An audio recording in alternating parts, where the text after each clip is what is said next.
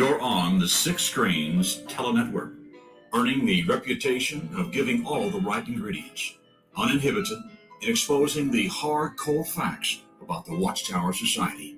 And now, in Disney. Well, hello everyone and welcome in to our program tonight. We have a wonderful program for you guys in store. We have Gail. She's a former Jehovah's Witness coming out of Houston, Texas, and she's going to be interviewing a woman that has quite the story to tell. She was tortured by her Jehovah's Witness grandmother. So, Gail, can you hear me? I'm going to bring you on right now. Hello, Gail. Hi, Rick. I can hear you. How's All my right. How's So my there, volume? so there we are. So we got you in here with us, Okay. and at the same time, I think we do have. I think we have Barbara on. Barbara, hello. Can you hear me? Hello, Rick. Yes, I can. Okay. So Gail, can you hear Barbara pretty well? Yeah, I can hear her. Hi, Barbara. All right. So I'm going to step Hi, out of the. Gail. I'm going to step out of the scene, and I'm going to let you talk to Barbara tonight. So I'll be listening intently, as well as many others listening in tonight. So I'll step out of the scene, and you do your thing, Gail. Okay. Well, hello, everybody. Welcome to another episode of After the Storm. I am your host, Gail. Thank you for joining us each and every other Saturday night. We have viewers from the East Coast to the West Coast, even from the land down under. So if you just take a moment to tell me in the chat, because I can see the chat tonight, where you are listening from. I would love to know where you're listening from. But as Rick said, we have an amazing guest. Her name is Barbara. I had an opportunity to speak with her this week, and she is very inspirational. She is my Shiro. I can't wait for you to hear her story. But I'll preface it by saying this. Have you ever noticed that each congregation kind of has its own personality, and some of them were almost mirrors of each other? What I mean by that is, you had your families that were really together, popular families. You had your families that had dysfunction. You had families with well-behaved kids or misbehaved kids. You just always had one type of each person in each congregation. So I said that to say this because have you ever noticed, and I thought about this, Barbara, after we spoke, that in each congregation, I always heard of a little girl or knew of a little girl who couldn't be controlled. She takes discipline, and, she was always being taken out of the hall to be disciplined and come back and do the same thing all over again. She just couldn't be brainwashed or controlled or behave herself in the meeting. And the onlookers will think, wow, what is she going to be like when she grows up? She's, if you can't control her now or get her to show love for Jehovah or respect for Jehovah, what is her life going to be like? Well, I'm not saying this person was like that, but there is a very good reason why you see those little girls acting the way they did. And if you ever wondered what their life ended up being like, well, we have your prototype tonight. Her name is Barbara. Barbara, welcome to the show. Can you hear me? Yes, I can. Thank you. How are you this evening? I'm doing well. Awesome. So we will start your story from the beginning. I understand that you're not a witness now, and you decided at a very young age that this wasn't for you. Can you tell us a little bit about that? I can. So I had a very dysfunctional upbringing. Neither of my parents were Jehovah's Witnesses, but my maternal grandmother was. And she was in and out of the congregation. She had been disfellowshipped at least once that I know of, probably maybe more, oddly enough, for practicing black witchcraft. And due to my parents' dysfunction, myself my sister, and not always, but sometimes my brother accompanied us. He was quite a bit older. My take on why he wasn't always with us is because he was quite a bit older. He was 9 years older than me. My sister was older as well. She was almost 2 years older than me. So I was the youngest of three.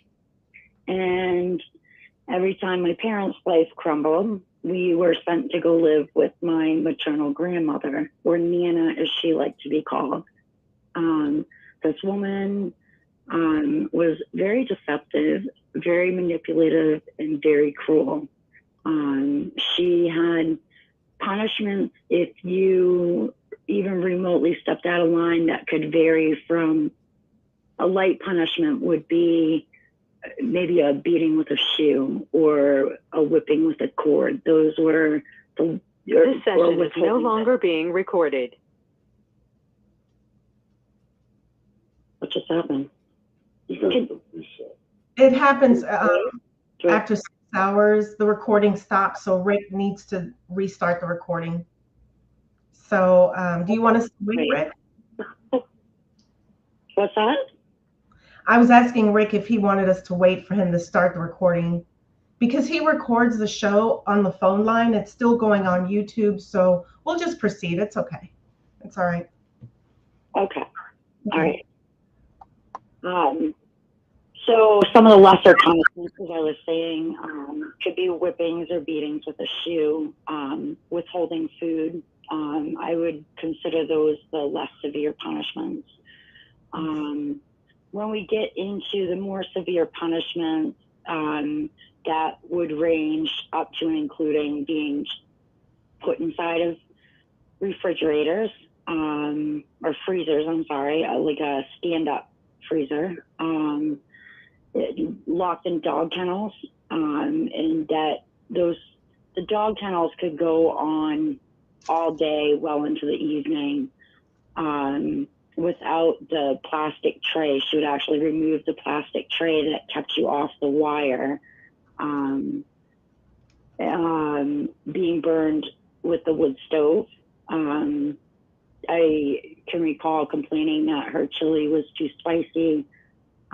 So in order to teach me what was hot, my hands were held about an inch or so over a wood stove. So the punishments were quite cruel.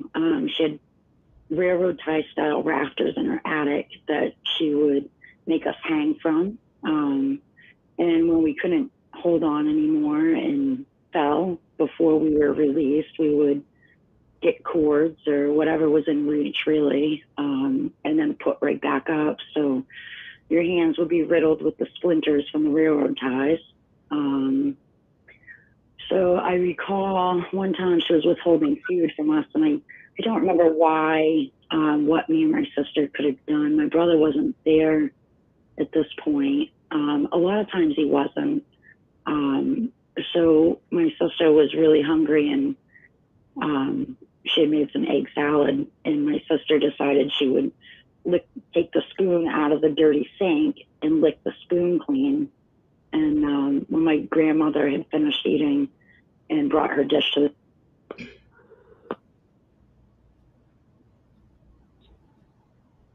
Barbara? Did we lose you? 1 second, you guys. Barbara, we can't hear you. 1 second. Let me see if the call dropped. Okay, hold on 1 second, Gail. What happens is we do lose the contact here, so we're going to call back in. Every 6 hours, the phone goes out, so we'll get Barbara back on here with us. Every 6 hours, the phone goes out, like I say, but we'll get her back on here with us, so just stay with us. Yeah, we'll get her back on. It's amazing. I want to hear her story, as well as many others calling in here tonight. Welcome into the live 6 screens conference calls. We thank you for joining in. To speak up and talk, press *6 on your telephone. So we'll get right back on with us, folks. When you are done talking, press *6 to mute yourself. Remember, when you are unmuted, your phone is a microphone and picks up on all noises in the background. We hope you enjoy the programs tonight. You will now be placed into the conference. If you are the please enter your. Thank you. Oh, yeah, well, There we'll are get the people back in. 17 participants in the conference. As nobody ever drove by and happened to see us being stuffed in. But so I started reporting the abuse around age 6, like timelines and stuff get a little fun. All participants are muted and they can unmute themselves.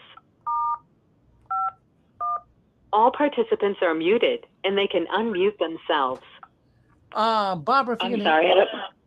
go ahead. Yeah, I'm here. I don't know what just happened. So I started reporting to elders. Sometimes we would be brought to meetings by another brother or sister. I think because she had appointments, she was a real estate agent. And I had started reporting. I reported to one sister that she had locked me in a freezer. And after the meeting, we went to speak with one of the elders.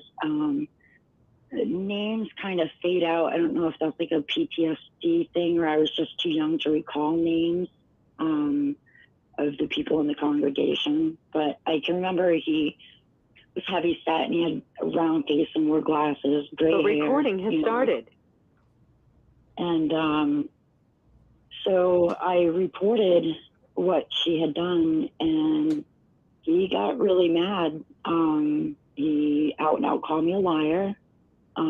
Was standing in front of the gentleman with bruises and a black eye, and I was a liar. So you had the evidence. The evidence showed on your body, and you were still called a liar. Wow. Yes. That's and how old were you at this time? How old were you then? I was about 6, approximately 6 years old. Okay. That was a couple years before my parents' divorce, which so it's easier for me to get the timeline around certain events in my life. That was a couple years before my parents divorced. He got really mad, and of course it was told to my grandmother what I said, so I got in more trouble that evening. Oh my God. I got beat again, and it was pretty rough. And I think they thought, that would be it, that I would just be a good girl and not cause trouble. I was put at the back of congregations a lot. If I talked about it again, I would keep telling different adults at the congregation. And, I don't want to portray every individual sitting in a congregation as a bad person. I think there were many that were genuinely concerned. But like many, they're not going to go against what they're told out of fear and indoctrination. So a lot of times I would get put at the back of the congregation and it would be made clear by the elders that nobody was to interact with me. It was made very clear that I was worldly and pretty much damned, that I was bringing, as they would say, reproach against Jehovah, and that I was not to discuss this with anybody ever outside the congregation. And I didn't, it took me it was about 3 years. It was after my parents' divorce when outside sources were brought in, but it was a long road to get there. And in the meantime, I never did stop saying it within the congregation. I guess I didn't know how to then say it to someone outside of the congregation. I don't know if it was fear, but, I was in constant chaos, whether we were at meetings or not. There was always that fear and the shunning, so to speak, when a small child's put at the back of the congregation for speaking the truth. And I know what I'm saying is the truth. And common sense says that the adult I'm telling knows that I'm speaking the truth. But I'm told over and over that it's a lie. And nothing really added up. I saw very early on that even though they're standing at their podium telling you that it's a stain to lie, but they're promoting me to do just that and lie and cover up what my grandmother's actually doing. It actually got to a point that my grandmother, she was, I can't explain her personality. I don't know if I would say she's narcissistic. I mean, definitely that would be present in my adult knowledge now. Of course, I didn't know what that was when I was a child. Yeah. Or more inclined towards a sociopath. I really am not sure about that. But can we pause for a second and establish something? Do you think religion made her that way, or would she have been that way without the religion? I don't know. That's hard to say. I don't know if she was like sincerely trying to beat what she perceived to be wicked out of me. And she always did. My grandmother always told us we were born of sin and we will die of sin, that we were just wicked. That was a word she threw around as often as good morning. You were wicked. It was made clear to me at a very young age that I was not going to be saved. I was too rebellious. I didn't, I guess, get beaten into submission. She just couldn't beat it out of me to keep my mouth shut. And I mean, I ran away a lot. I recall one time, I giggle now, but I was in a department store with, I don't know why, but we were with another sister that day, my sister and I, and we were actually having a lovely day with her. And she took us into a big department store down in Concord, New Hampshire, and it was getting time that we were going to be returned to my grandmother, and I really didn't want to go. I think I was around 7, and the big clothes racks that are a circle, and the clothes all hang. Yeah. I actually climbed inside of one while she wasn't looking, and I wouldn't come out. Like security, police, you name it, was looking for me, and I just stayed silent and kept hiding in that clothes rack. I did get found. I was returned to my grandmother with a very foul report of my behavior, and unfortunately that sister actually never allowed us to go with her again, which, but when you're a child, you don't process that. I guess you think that adults are smart enough to just feel and know something's going on that's wrong. But every adult within that congregation failed us. My sister, I was horrified.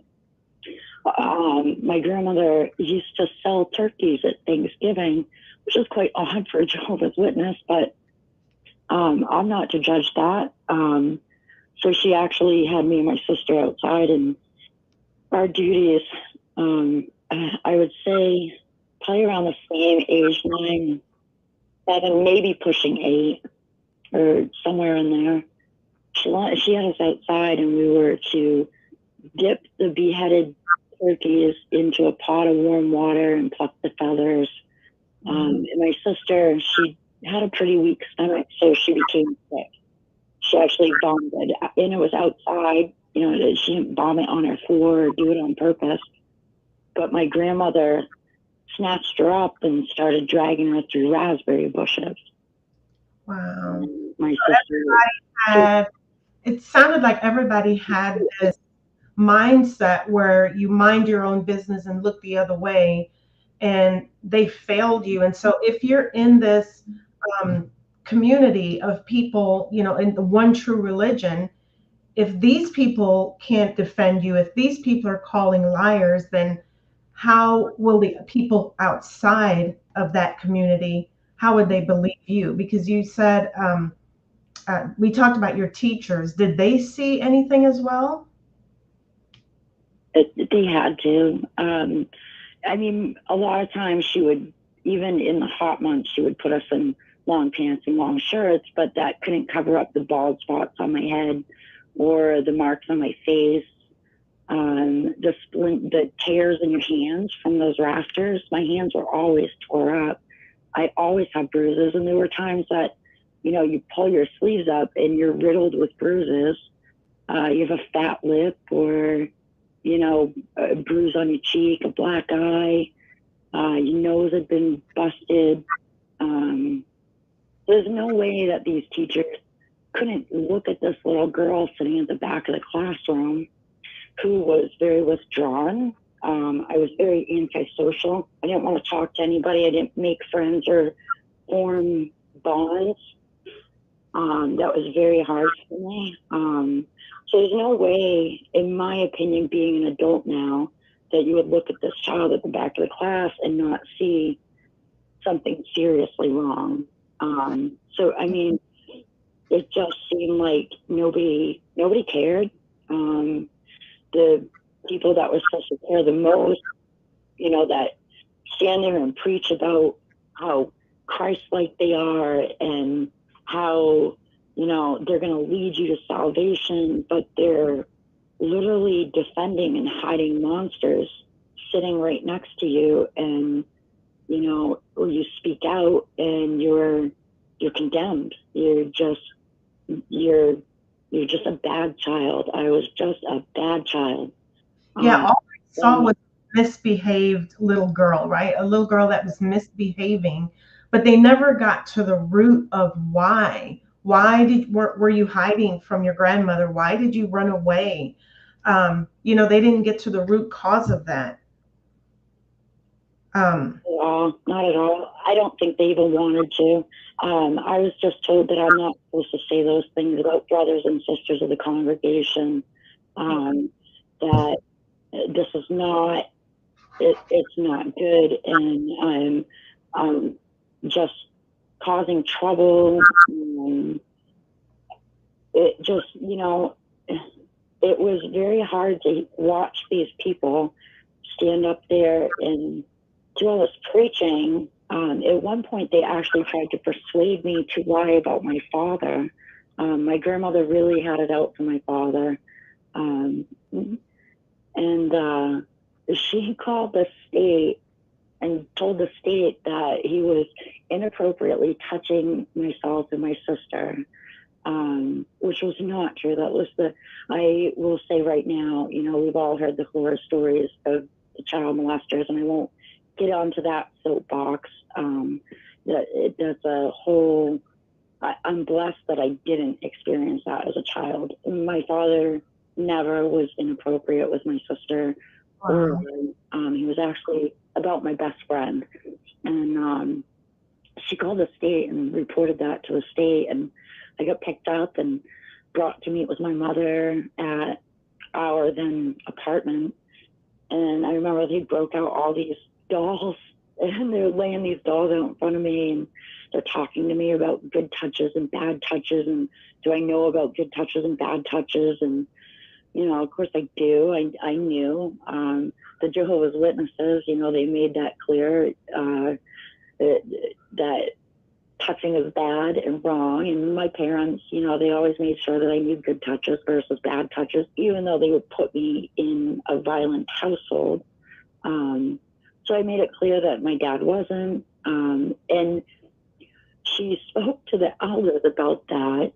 And, my dad was never a Jehovah's Witness, so they weren't getting money from him or getting anything from him. I don't think he ever actually stepped foot into a Kingdom Hall. And the elder told me that I should be telling them that my father was, and I was like, but he's not. My dad's he's never even hit, he's never spanked me, he's never done anything to me. She was definitely deflecting to take the attention off of her, right? But at the same time, it sounded like the elders not believing you emboldened her to continue what she was doing.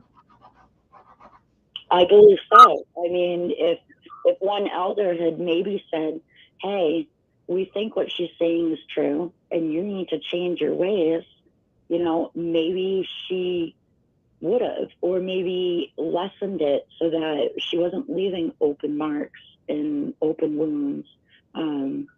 But they actually tried to persuade me to lie to the state and the police and, get my father in all sorts of trouble that he didn't deserve. Right. I think that was a huge moment for me, because even though I was so young, I just acknowledged, okay, wait a minute, they've spent so long telling me that, it's wrong to lie, that that's a sin. And now they're openly telling me a lie, but when I'm telling the truth, they're calling me a liar. And it just was very, their teachings almost worked against them, because I somehow had that such a level of critical thinking at such a young age, Mm-hmm. that I knew that they were full of it, that it was just ridiculous, and they were not good people, not the people that they're standing up there professing to be. So where did you go when you ran away? Where would you go? So, my parents, they separated off and on prior to the divorce, and my dad he was never happy about us being in her house. He knew, but there was not. My dad was an alcoholic, and most of the time he was not in a condition to do anything. But he would call friends of his, and I could hide at their place, sometimes for days. Sometimes I'd get caught real quick. Sometimes I wouldn't make it anywhere and get picked up just down the road.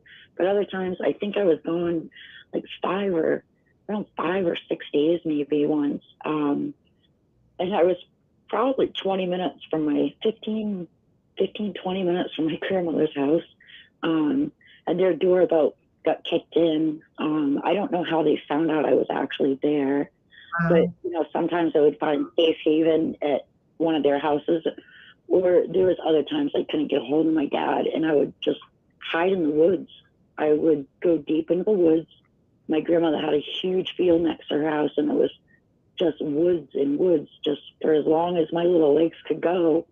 And I was safe there in my eyes. Of course, when you think about the realities of living in the wilderness, it was never really safe. There's so many wild animals around here that, now I would be horrified if my kids were that deep in the woods and, Wow. no means of Alternative.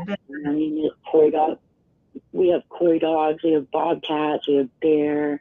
So sometimes I would just hide all by myself. I would always try to get my sister to go with me, but she often wouldn't. She was very afraid. But I knew I couldn't stop. I knew that if I stopped trying to get away, if I stopped saying it out loud to, the brothers and sisters, that I don't know, maybe I don't know how to process that. Like maybe I don't know what my thought was behind that. I knew I loved my sister very much, and I just wanted it to stop. I don't know. I don't know how you can take a little girl and stuff her in a freezer and leave her there in the dark. I think we talked about this. There was one time, I don't remember what I did. I think maybe I had run away and got brought back, and that was really, that caused a lot of trouble. So I was in a lot of trouble, and I got put in that freezer. And normally it would be a while, but not a very long time all the time. And this time it just, in my mind, it seemed like forever. I don't know how long I was in there, but I remember just the air getting really thick, your chest gets heavy. Yes. Mm-hmm. And, I think I was about 8 at that point. I think that was after my parents got divorced. They get divorced right when I was 8. And that day I actually thought I was going to die. She's going to win and I'm going to die. And, I remember being scared, am I really I always had that thought, am I really damned? Am I really wicked? What if they're right? What if this Armageddon and they're right, and it just makes me a wicked child because I go against what they're telling me. But I had a moment there that time I thought that was it. And I don't, like I said, I mean, I was so little, I don't know how long I was in there. I had no way of knowing. I just know that it got really heavy that day. I don't think I acted out of line for a little while after that, but it didn't stop me. I just kept kicking and screaming, so to speak. Kick and scream, kick and scream. And I know I didn't want to be away from my sister. I didn't want my sister to be the focal point. And maybe even as I'm sitting here talking out, my thoughts change on how I acted, why I acted. Maybe it was just keeping the focal point on me and just that hope that someone's going to help. So you were like protective of your sister then? Because I was very protective. Yeah. And I still am. I'm very protective of a lot of people, anyone really. If you're, if I perceive you to be small and fragile and somebody's doing something cruel to you, I'm apt to step in. I most definitely will step in. That's something that I've never been able to turn off, is that protective nature that it's like, it's like when you're on the playground and there's a bully picking on somebody half their size. Just something in me just wants to explode. And that's something, I've done really well, but that's something that I can't seem to turn off. And sometimes that's scary because there's, intervening in situations could lead to harm towards me. And I don't really want to be hurt. I had enough of that. And I really developed a defense mechanism of where, I guess, now as an adult, I can understand that the beatings have come so much and so harsh that eventually they really didn't hurt anymore. The physical pain it goes away, it stopped. So I guess at some point I just wasn't concerned about me. I wanted to take care of my sister, and so I just kept thinking that if I kept saying this, somebody in that congregation was going to intervene. But they never did. They never offered protection or sanctuary. They just covered it up. Did your grandmother treat your mother this way? Yeah. My mother had a terrible childhood, and of course she had to go through the full 18 years of it. She the punishments were quite unusual and cruel, just like ours. In fact, the most vivid story that my mom had told me, or incident, I'm not going to say story because that perceives it to be, something. She actually, when my mom was 15, my mom wore, and I can remember what it was. My mom got caught wearing lipstick, and my grandmother became enraged and, called her all kinds of names, and then wrapped her in a sheet and tried to drown her in a bathtub. Wow. So my mother was not psychologically well by the time she got out of her house. My mother had a lot of social problems, a lot of parenting problems. My mom was not cruel like my grandmother, but she did not spare the rod. We would get a belt for my mom. But she, I had to get to a point, for a long time I was very angry at my mom. We actually many years without talking. When I was a young, well, you know, from, I don't know, like late teens into my mid-20s, we just didn't even speak. I wanted her to admit so bad that she knew what was going on in her childhood with her mom, because there's no way being in that house, raised that way, and hearing the things that she had gone through, that she couldn't know that her mother was doing the same thing. She saw the mark. I told, you know, like when my sister was drugged through the thorns, my mom came and she asked what happened. I mean, my sister was just tore up. I remember the day it happened, my sister was just a bloody mess. Her face, her arms, you know, those thorns are very big and rugged. They literally will rip right through your thin little cotton shirt, and she was a mess. And my grandmother answered the question when my mom asked what happened. My grandmother said the cat scratched her. Wow. Absurd, right? You know, you have scratches from head to toe, deep scratches. And my mom said, okay. And off she was going. She would be back in a week or so to see us and check in on us. So it was very disappointing.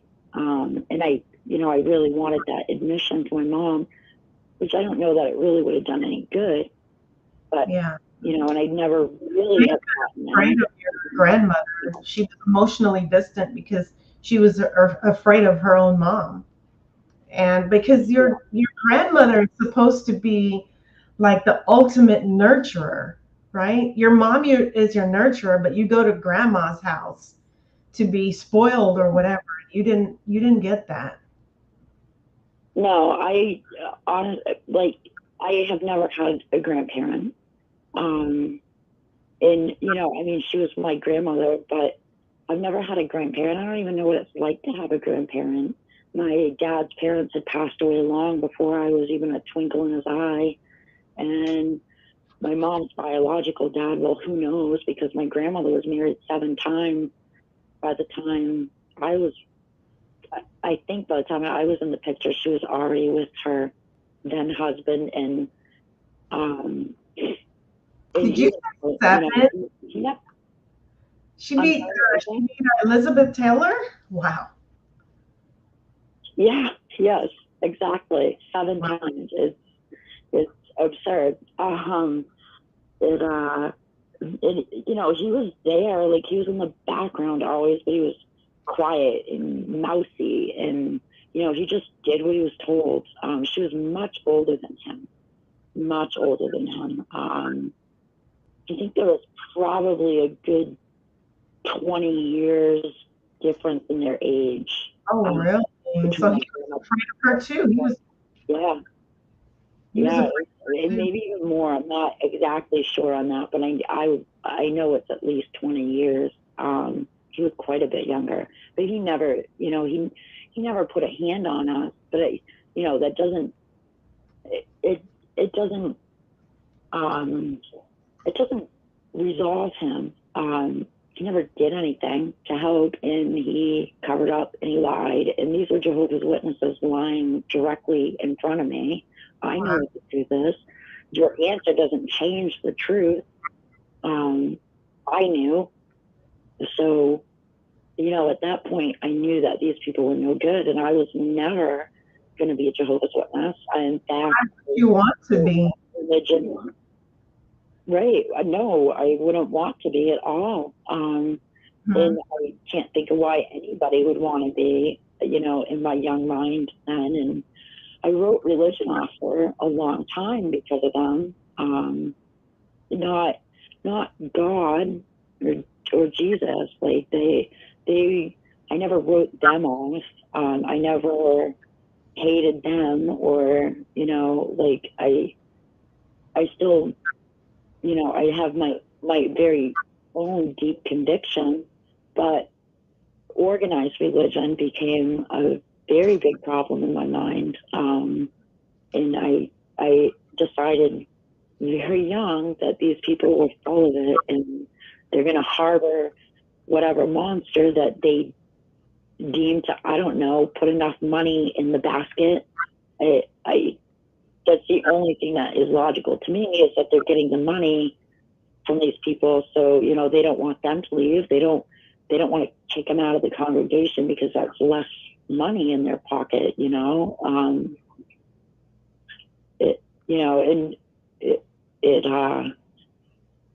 It was clear and evident that there was no protection for children. The people there could treat the children however they wanted. I know I'm not the only one who was sitting there that was being abused in some sort of way. Yeah. And that's what I was saying at the beginning, that looking back, I remembered seeing little girls like that, like they misbehaved or whatever. And you're like, what's wrong with them? Well, there's a root to that problem. There was something going on at home. And that kind of makes me sad. But did anyone ever intervene on your behalf? Yep. About a year after my parents had divorced, and we had been at my grandmother's for quite some time then, I'd run away, and I think I was gone for about 2 days this time. I don't recall where I was harbored, and it was by one of my dad's friends again. And maybe I do recall actually who it was, but I won't leave. I don't want to name drop. So I was returned by the local police to my grandmother, and I got beat that night. I got beat pretty hard that night, and then I had school the next day, and I got up. She got us up to get us off to school, and she beat the snot out of me that morning. With a hairbrush. I winced. I don't know. She was ripping through my hair with the brush, and so that broke out into me getting beat by the backside of the hairbrush. I think bristles too. I recall bristles hitting my skin. And she finished getting me ready for school, and I got on the bus and rode down to the next bus stop to pick up the next child. And not child, she was much older. Our school was combined elementary, middle, and high school because it was such a small area. We didn't have a lot of kids. And this girl got on the bus, and she was beautiful, and she walked past me and stopped, and kind of abruptly stopped really, and turned around and asked me if I would push over so she could sit with me, which was, that was an experience all on its own, because kids didn't talk to me, and they most certainly didn't sit with me. I was the odd child, and I wasn't allowed, like all children, to do Christmas or birthdays, and so I was odd right from the start. And she sat down, and after a little bit of silence, she just asked me if I was okay. And well, I mean, physically, you could see I wasn't okay. Yeah. And I told again. Somebody actually asked, and it was the first time somebody actually asked. Wow. And I told this girl, and she was much older, and she brought me into the school. Like, she held my hand, which was, I remember just walking along with her, and I was so terrified because I didn't know what was going to happen now, and nothing good ever happened from telling before, so I was terrified again. And she got me into the office, and they reported that she spoke to the secretary, and the secretary got the principal, and the principal came out and got me and sat me down, and I had to tell it again, and I did. And for the first time, somebody actually heard me. And she called the police. They called the state. The state came in. The police came in. It was scary. But I told them, and they got my mother, and they got my father. They were both called out of work, which I knew for sure I'd be in trouble for that. And they made it clear to my mom that day, so I was 9, that she was never to leave us in the care of her mother again, or she would permanently lose custody of her children. And it, my mom was furious, absolutely furious. But that was, in fact, the last day that I ever had to spend any time alone with that woman, Wow. my grandmother. And it was wonderful. I never did get to thank the girl. I don't even know her name. Wow. I don't think I ever knew her name. I just know that she literally saved me and my sister and my brother at the times that he was around. She's the one who really got it to stop. I mean, I kept telling, but and she wasn't a witness. Yeah. She wasn't a Jehovah's Witness who's saved and good. She's worldly, but she was like an angel. She was like just an angel that she stopped and actually asked. It was a wow moment, that somebody finally heard me and cared. Yeah. Oh, bless her. I mean, that we need more people like her to, and we've been talking about on this channel, if you see something, say something, for your short little life, because by now you're 7 or 9. Everybody was looking the other way. No one's listening to you. The abuse is getting worse because, your grandmother is emboldened. She realizes that no one's going to do anything to her. She's emboldened. We need people to step up and ask questions. But this culture of minding your own business is not healthy for our young children. And some of in danger like you were everything that you've described, like my mind is blown because I'm like, how did you survive it? So maybe we can move into that. Like, that was the last day you saw your grandmother again. So you've moved on. And so how did you get over that? Because I'm sure people are listening in thinking, wow, they'll be messed up for the rest of their lives or whatever. And by talking to you, that's not what I hear. So can you talk a little bit of how you made it through that? Yeah, absolutely. So I do want to correct one thing. It wasn't the last time I saw my grandmother. Okay. It was the last time I was alone with her. So she actually, my mom actually eventually bought a trailer, and we moved into a trailer a little bit kind of central New Hampshire. And I guess I was about 11. I think I was 11 because it was just prior to me moving out to Cleveland, Ohio with my dad. So my grandmother came to visit, and she was, and you were right. My mother was terrified of this woman. She never was that strong with her mom. And she came in. We hadn't seen her for quite some time, but she stopped in and she was giving my mom the business that my mom's house was not up to par. My mom wasn't a great housekeeper, but so our mom was laying into her. And I just, I hid in my bedroom. My sister was in her room.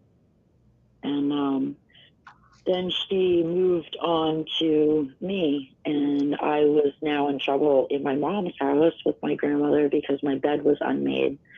And I don't even think it was like late in the day. She was really laying into me, and, we're just slobs of filth. And she actually reached out to hit me. And I was, at 11 years old, I had grown quite a bit since the last time she saw me. I'm a tall girl. I now stand 5'9". And I actually caught her hand midair. By then I was very angry. I was a very angry child. I had explosive temper on me at that point. And I caught her hand, and she went to hit me with her other hand, and I grabbed her other hand, and I I looked her right, and it's scary. It's going to sound really, really bad. I told my grandmother that if she ever hit me again, that I would kill her. And Wow. I repeated that to her twice, that I will kill you. And that was the last day I saw my grandmother. It was like she lost control of us. Like she knew that was it. She actually could not physically beat on me anymore, which, you know, that was her doing. She's the one who built that in me. That I don't want to say it, but I'm going to say that beast, you know, she turned my emotions and my adrenaline and my fear into like this rabid dog in a corner, really. And that was it. She was done. If she could not treat us the way she wanted to, then she didn't need us anymore. I wasn't going to be a punching bag anymore. And so I was very angry for a long time, as, you know, I think anyone can imagine. I had a lot of emotional problems. And I did. I thought I would be just a wreck for my whole life. I never thought, and of course I was told, and I believed I would never amount to anything. I would always be bad. I would never contribute in a positive manner anywhere to anything. And I stayed that way for quite a while. I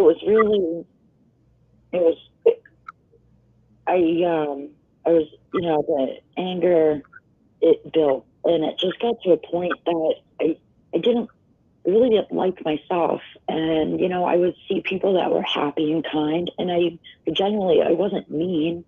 You know, if I didn't know you, I wasn't going to be mean to you. If you weren't mean to me, I wasn't going to be mean to you. So I wasn't like out, you know, causing chaos everywhere I went, in every corner I went around. But I really never thought I would make it or be healthy, or let alone emotionally stable.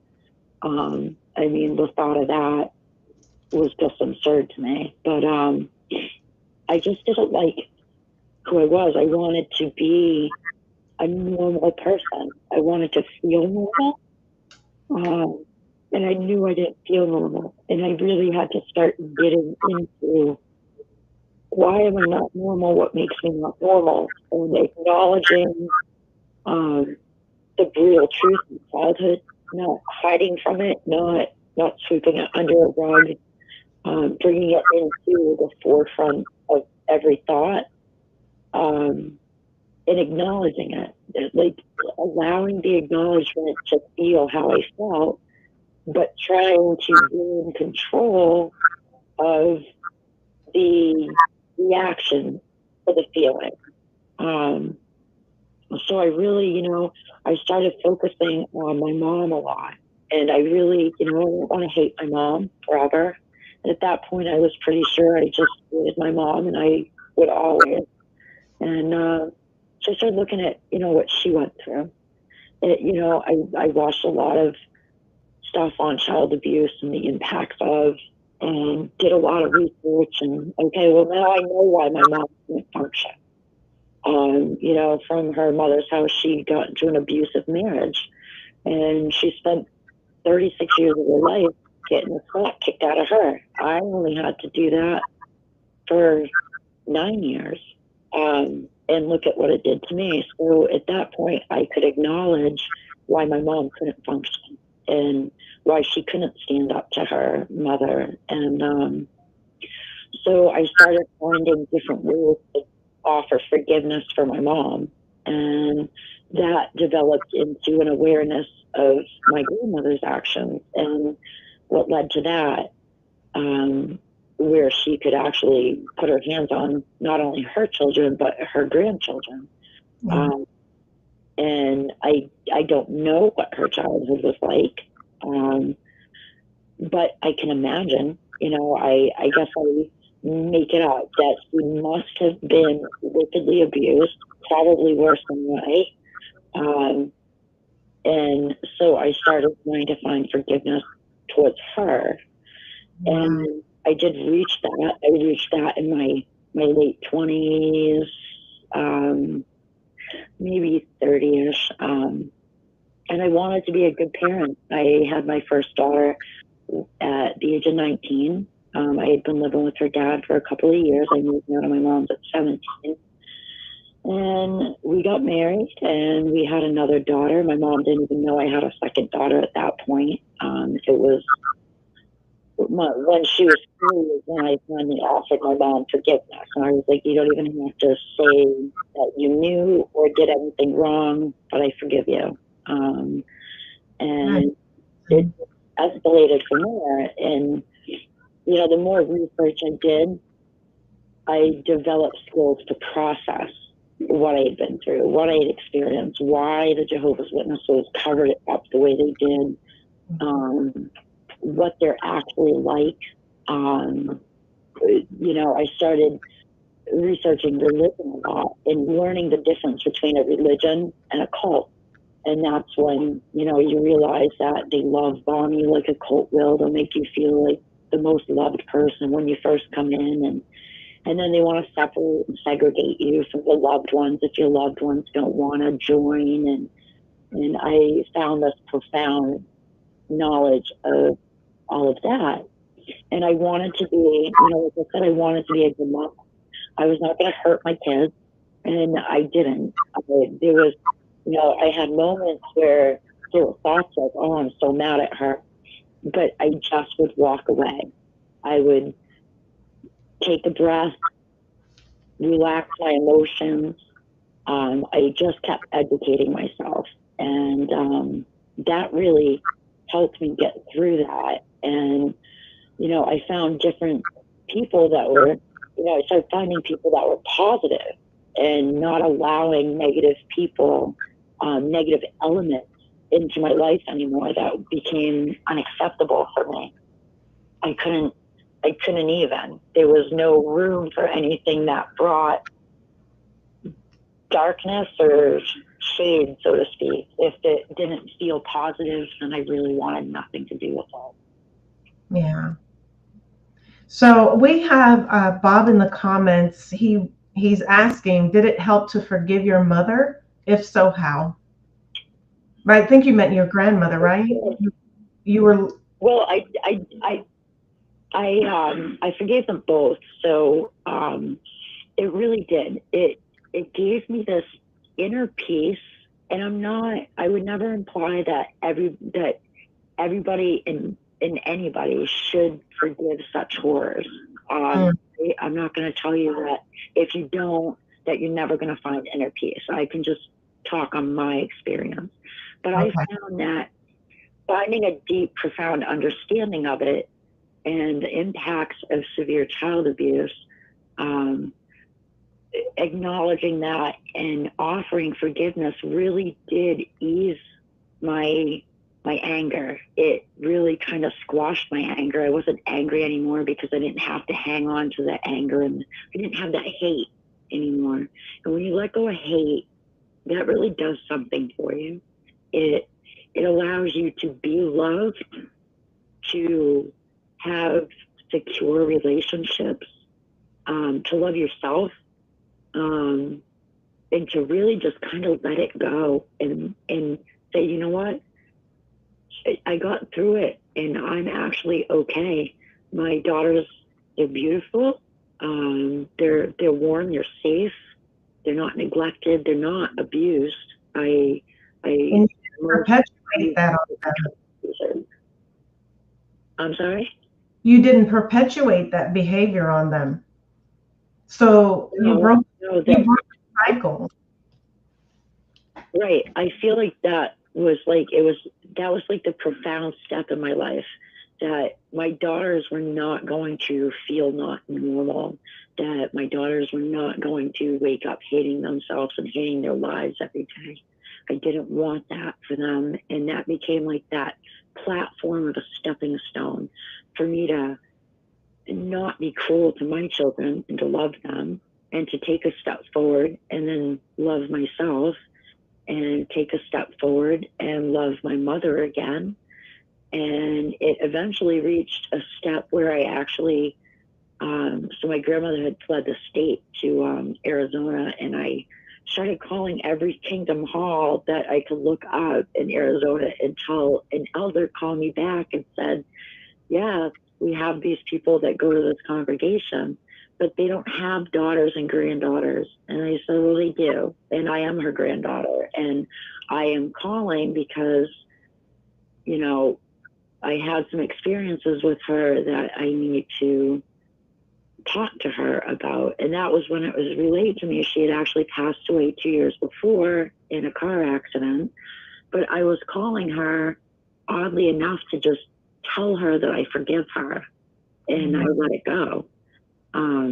So I didn't ever get to say those words to her. And I'm not saying she deserved them, but I deserved it. I deserved to not hate anyone anymore, not hate myself, not feel that stigma. You know, I hate to use the word victim.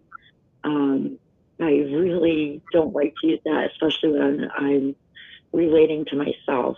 But yes, in a long answer short, yes, finding forgiveness helped me immensely.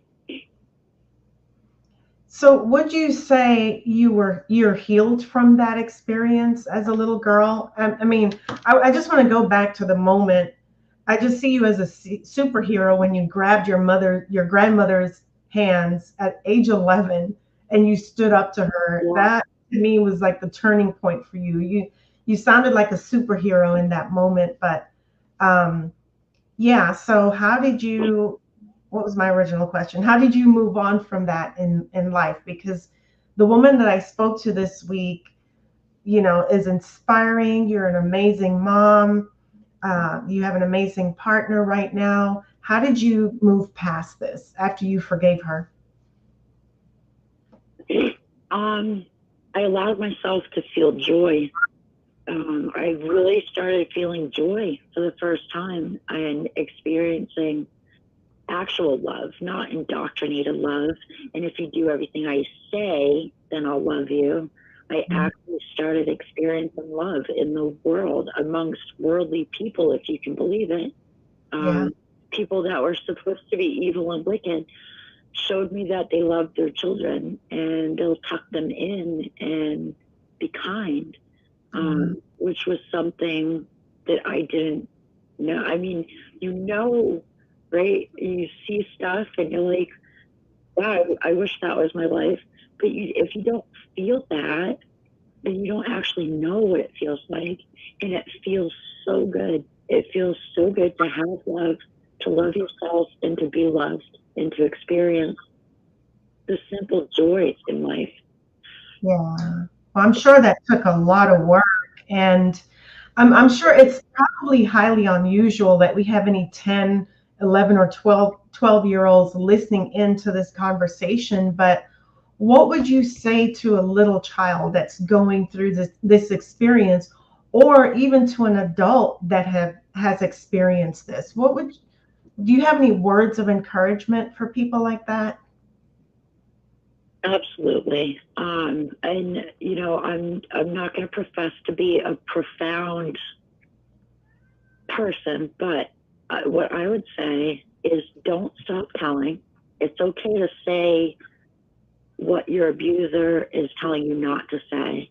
And you should say it as loud as you can, as often as you can, to as many people as you can, until someone listens, until someone hears you, and until somebody helps you.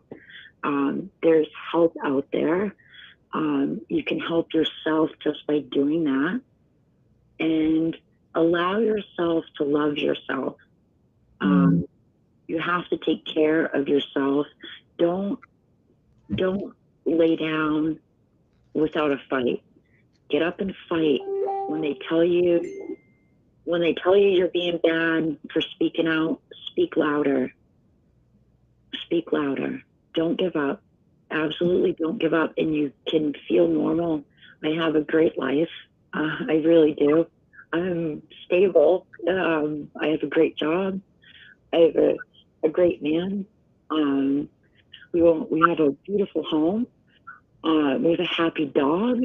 Don't give up, because it's there. It's like right in your fingertips. You don't even really realize how close it is. And forgive if you didn't speak up right away. That's okay. Forgive yourself and love yourself anyway. Wow. You're a beautiful person. Every person deserves that peace. Be a warrior, even if not for yourself, for somebody else. There's always somebody else out there. And the more light shed on a subject, the more people know of it, then the more help there is. Right. That's exactly what you took the words out of my mouth. You sounded like a warrior from such an early age to have the tenacity to fight back against somebody who was hurting you, and protecting your brother and your sister. They did that. They made me that way. They did actually the exact opposite of what they wanted. The more they beat me, the tougher I got, the stronger I got. I was angry. I spent a lot of time kind of self-abusing, beating up my hands, punching trees and inanimate objects and headbutting stuff. And it got a little scary for a little while. When I was young, I couldn't process it at that point. Right. It was only until I had my daughter that I was like, I have this beautiful baby, and I couldn't imagine ever doing anything to hurt her. So I had to change. And sometimes you got to find something to focus on that really gives you that goal and that mindset. But don't let them break you. Keep critical thinking. Critical thinking is such an empowering tool. Think for yourself. Don't believe everything you're told. Wow, Barbara, that was an amazing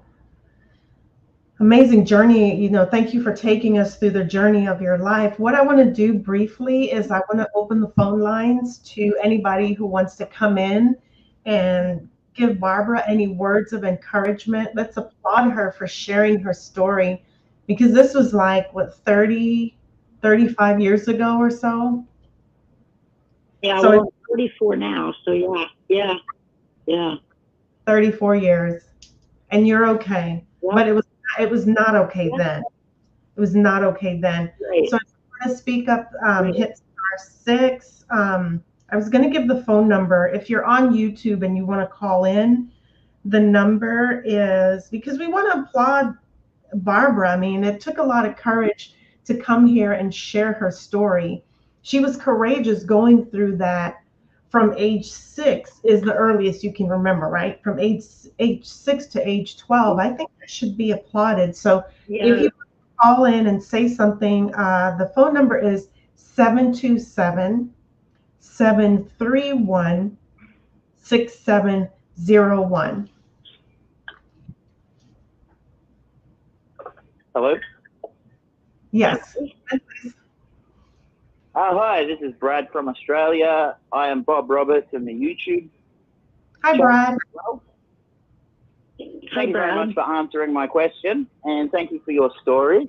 I find you so courageous, and I wish I had have known you when I was in the same situation, because I never told anybody, because I didn't feel like anybody gave a shit. And I've never forgiven my dad or my mum. I couldn't escape for the longest time because my mum was being abused as well, and so I would try and get in between them. So I never felt like I could escape the situation, because otherwise my mum would cop it all. And I just wanted to say good on you for sticking up for yourself and sticking up to your grandma and becoming more healthy and a healthier person afterwards. That's excellent. Thank you, Brad. That means a lot. And I want to say, you already, you were just like me. If you were brave enough to stand in front of your mom and take a cupping from your dad, that's brave and that's bold as a child too. Thank you. Yeah, one thing that I found very triggering about your story is when you told people about it and they just called you a liar. I find that happens a lot within the organisation, that they I was born and bred, and one of the things that I always felt proud about as growing up as a Jehovah's Witness, when I actually believed, was if you stand up and tell the truth, Jehovah will protect you. But it never seemed to extend to when you're being abused or when something terrible is happening. I got rewarded a whole bunch for standing up and refusing to sing the national anthem at school and causing such a fuss that my parents had to go down to school and all that my dad did a talk about it. How great that somebody so young is able to stand up to somebody so powerful. And see, this is what Jehovah does. He gives you courage. And then you see things like the Royal Australian Commission, where they just lie through their teeth. You hear stories about you where you told people, they just go, no, sorry, you're a liar. And it's so disgusting. Well, that part sucks. Yeah, they only want the truth that benefits them. They don't want the truth that doesn't benefit them.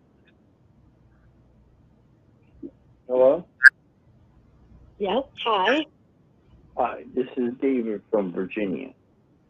Hi, David. I listened to your story, and what happened was the girl that was on the bus was your guardian angel, and the guardian angel stayed with you, and that's what happened. And that's why you become stronger and better.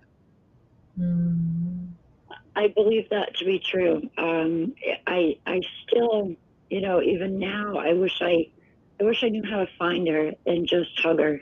I never even learned her name. I don't know anything about her, and she's a beautiful person. What she did herself as a young woman was amazing. She doesn't even know the impact she had, the help that she got me. I don't know what. Guardian angels come and go in our lives, but you'll find this guardian angel shortly. And it's just like my oldest son. I was never a Jehovah's Witness, and my kids were never Jehovah's Witnesses, but my wife still is. And just like my son, in the last this past year, he went to an air show, which is a military show. And I really felt like there's something really different when he came home that day. And he said, "Dad, I won a prize." I said, "Why? What did you win?" He said, "Well, I won a trip. And we were around Hangar 5, like you said, to be around." Well, he won a prize. I said, "That was your guardian angel grandfather. He gave you that prize because you were around the hangar that he was supposed to be in for 4 years." And my oldest son said, "I always felt the presence all day long, but I couldn't figure out what it was." And when he went down there to the vacation that he won, he always felt that presence. Yeah. So that was his own guardian angel. Mm-hmm. So guardian angels are there. Yeah. They are. This lady will help you again sometime soon. Yeah. I hope that I hope I can help her.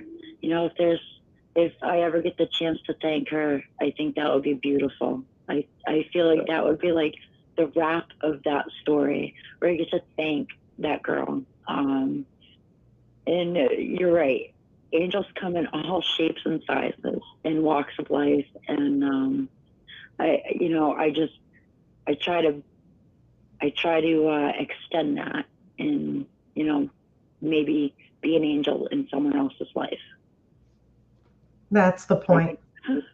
That's a big angel for other people. From the stories that you told me, Barbara, sounds like you're a guardian angel for other people now. And even telling your story here. Yeah, I'm not shy. Yes, hi. Hi, I just want to tell you what the inspirational story is. You are so well adjusted for what you've been through. You're just a poster child for all of this, to go through the depths that you went through and to come back and sound like a wonderful wife and mother. You're very blessed, and I'm so grateful you got out of this cult, and at least you're not scarred by it permanently. And I'm just grateful to have heard your story. Thank you for that. I'm not infallible and I'm not perfect, but I definitely put in the effort to be as kind and loving as I can be.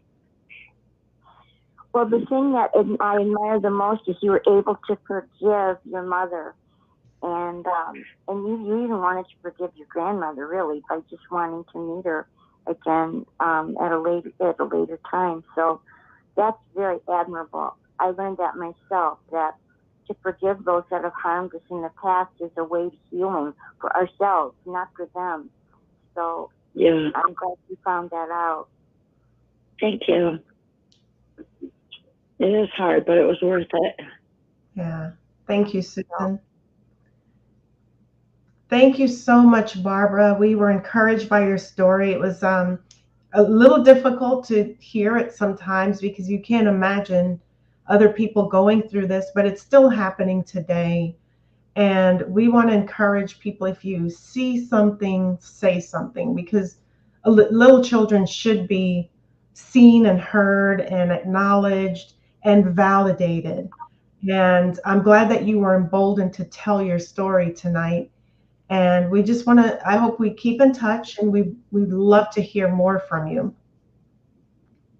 Thank you. Thank you for allowing me on. Sometimes I don't know. I mean, I know that my story stands amongst some of the worst stories you've heard, but even still now in my own head, I don't always know that it stands up, when you hear about the child molestation, and is that, that must be worse. And I'm glad that I could inspire anybody if I did. It's humbling to me to hear the compliments and the praise. And I get better at talking about it. It's easier for me now, but it's still, sometimes it's exhausting to think about it and hear about it still come out of my own mouth. But I'm glad if anything I said can help one person. That's what it's about. Sharing these stories, hearing the stories from others is what empowers me to talk about it. Yes. I know I'm sure you don't look like what you've been through. And so that's amazing. So, yeah, we're going to wrap it up here tonight. Thank you again so much, Barbara. I enjoyed listening to your story. I mean, it was horrific, the torture that you went through, but to see the happy ending that you're living right now and the blessing that you are for your children and maybe your grandchildren one day, it's just been courageous of you. And you've inspired many tonight to look at themselves and forgive themselves. Maybe if they didn't speak up, forgive yourself. You don't have to, like you said, forgive the abuser, but forgive yourself for not being able to stand up for yourself. But know that it's okay to fight back and stand up for yourself.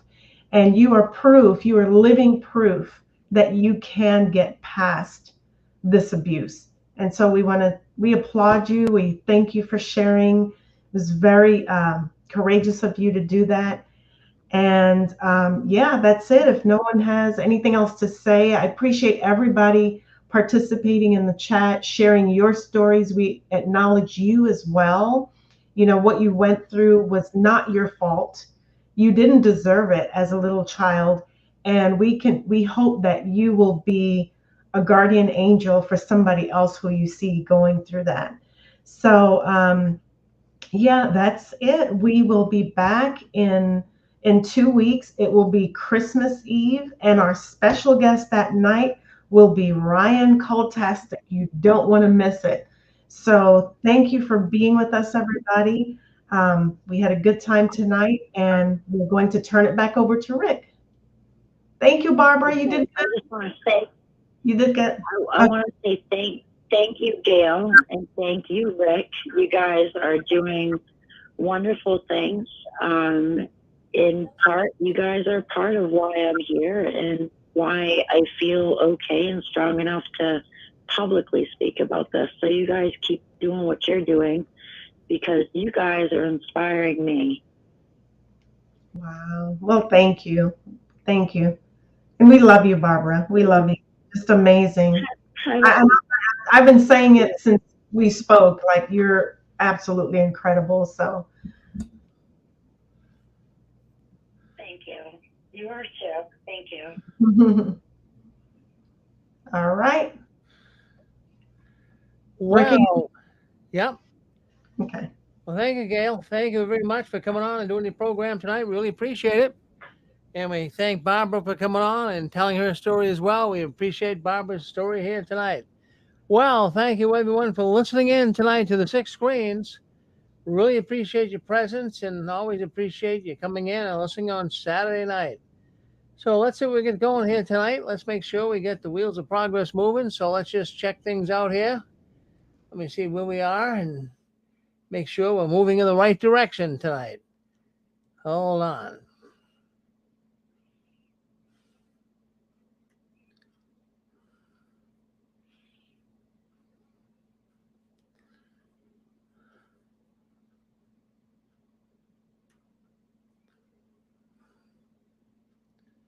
Well, let's just see where we are here just to make sure we get things together.